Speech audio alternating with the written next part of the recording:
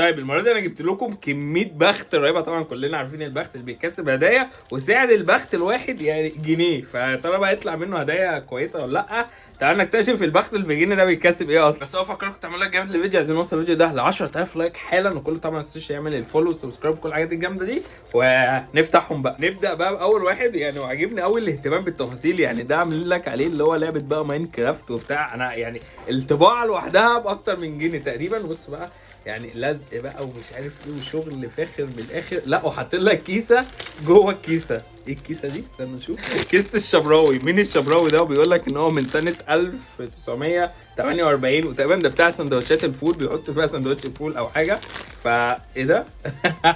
ورقه جوه الكيسه، يعني كده كيسه جواها كيسه وجواها ورقه. تعال نشوف بقى الورقه فيها ايه. ايه ده؟ من اولها كده. نص جنيه يا جدعان. يعني بصوا استنوا الاول، يعني في صفاره هنا اهي، بس دي طبعا نركنها على جنب مش عايزينها. كسبت نص جنيه، يعني ورق قديم بس من بخت بجنيه. يا سلام على الفلوس وعلى الشغل العالي. ومن اول بخت كده ترى بقى ممكن نكسب لنا 10 جنيه ولا حاجه. هنخش على اللي بعده. والتاني بخت معانا بقى مرسوم عليه بقى ميكي وميني وبتاع وديزني، وكاتبين لك عليه بالصيني من ورا. تفهمش بقى الحاجات دي جايه منين اصلا. طبعا كيسه الشبراوي. ترى نكسب فلوس تاني ولا لا؟ يا رب يكون اللي في بالي صح، يا رب اللي يكون اللي في بالي صح. بس انا يعني حاسس، شايفين ده جنيه ورق، جنيه فضه او نص جنيه فضه. يا لو مثلا عمله 20 قرش مثلا او يورو. يا سلام يا سلام. تعال نشوف ايه اللي جوه. ده ايه البخت ده يا جدعان؟ هو طبعا يعني صفاره تانية ملهاش اي 30 لازمه. تعال نجربها بس. ما بتصفرش مش مهم. جنيه من تاني بخت، يعني احنا كده صارفين 2 جنيه على البخت، طلع لنا صفرتين وجنيه ونص. خش بقى على اللي بعده. والبخت اللي بعده راسمين لك عليه مينيونز وبرده مكتوب عليه بالصيني، فواضح ان البخت ده مش من مصر، يا اما اكياس هم واخدينها بقى من حد ما مش عارف، مش فاهم انا. ومن ورا دراجون بول. انا بحب دراجون بول جدا. كم واحد بقى بيحب دراجون بول وكم واحد بيحب المينيونز؟ قولوا لي في الكومنتات. طبعا هيبقى في كيسه الشبراوي من جوه يعني. ايه ده؟ لا بس المره دي الموضوع مختلف شويه.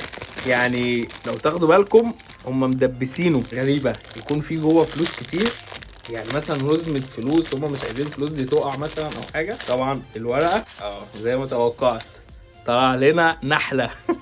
يعني ماشي، هديه لذيذه، والصراحه الكواليتي بتاعت النحله كويسه. ونخش بقى على رابع كيس معانا ومرسوم عليه معرفش شخصيات غريبه، دب كده غريب قوي شكله.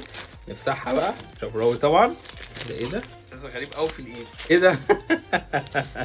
ده موتوسيكل. بصوا يا جدعان الاهتمام بالتفاصيل، يعني عاملينه اللي هو شبه السكوتر، وطبعا بيمشي العجل بتاعه سليم وشغال وكل حاجه. صراحه شكله حلو جدا ولونه حلو جدا، وحلو قصاد من ان هو يعني من بخت بجنيه. عايزين فلوس، يعني احنا بقى المفروض نجيب فلوس، يعني ده خامس واحده. عايزين فلوس من البتاع دي.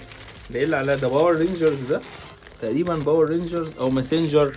بس هنشوف يعني ايه اللي جوه. طبعا كيسه الشبراوي، بس حاسس الكيسه دي المره دي يعني مليانه قوي او حاجه كده. قطعتها مش مهم. نطلع بقى الورقه بتاعتنا ونشوف ايه اللي جوه. وحتى الورقه مختلفه، يعني بصوا المره دي ورقه كده بنت ناس كده في نفسها. ده طلع لي صفاره ولا ده ختم؟ استنى نجربها. تقريبا صفاره. ايه ده؟ ايه الصوت الغريب ده؟ بيفكرني بصوت كده، هحطه لكم بتاع عبد السلام. اللي بعده برده مرسوم عليه مينيونز ودراجون بول، وما اعرفش ليه دي مفتوحه، يعني دي جايه لي مقطوعه اصلا. تحس ان هي يعني حد فاتحها تقريبا او حاجه. انا بصوا صريح معاكم وبقول لكم كل حاجه علشان يبقى في شفافيه، فانتوا بقى تخبطوا لايك حالا. طبعا الفولو واللايك والسبسكرايب وكل الحاجات دي. لو انتوا على الفيسبوك اعملوا فولو وشوف بقى ايه اللي جوه في الكيسه المفتوحه. يكون الراجل مثلا كان محطوط لي فلوس وهو ضحك عليا وخدهم مثلا، بس البتاعه دي كانت متدبسه. اول حاجه ايه اللي هو اول حاجه طلع لي هو خاتم، يعني شكله حقير جدا، يعني خاتم رديء قوي. والتاني حاجه طلع لي اصغر بالونه انتوا ممكن تشوفوها في حياتكم، يعني دي تقريبا هتتنفخ تبقى قد كده. استنوا نشوفها. كده اخر البالونه، وكتر الف خير. روز هتفرح قوي بالبالونه دي. نخش بقى على البخت اللي بعده. تقريبا ده كان رقم 7 أو 8، يعني لو حد بيعد ورايا يكتب لي في الكومنتات. شوف بقى الهديه اللي جوه. ايه ده؟ ايه ده؟ اول حاجه طلعت لي هي صفاره الشكل ده. انا ما شفتوش من ايام ما كنت صغير جدا. لا بس كانوا بيحطوا فيها بليه كده، كانت بتعمل كده، كانت بتعمل صوت احسن بكتير. وتاني حاجه بقى طلعت لنا هي برضو نونو بالونه، بس البالونه دي الصراحه لونها احلى بكتير من اللي فاتت. هي الفلوس طلعت لي في الاول ولا ايه يا جدعان؟ انا عايز فلوس، عايزين فلوس تاني.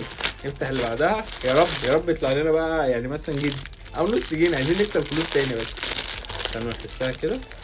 انا حاسس يعني بالخاتم اللي انا كسبته من شويه، يا رب ما يكون اللي في بالي صح. الخاتم هو بس تمام، ده لون مختلف. وبرده النونو بالونه بس اللون البامبي اللي فات. الفلوس، احنا عايزين الفلوس. والكيس اللي بعده ومرسوم عليه شخصيه ازريل تقريبا اللي كانت في ليج اوف ليجندز.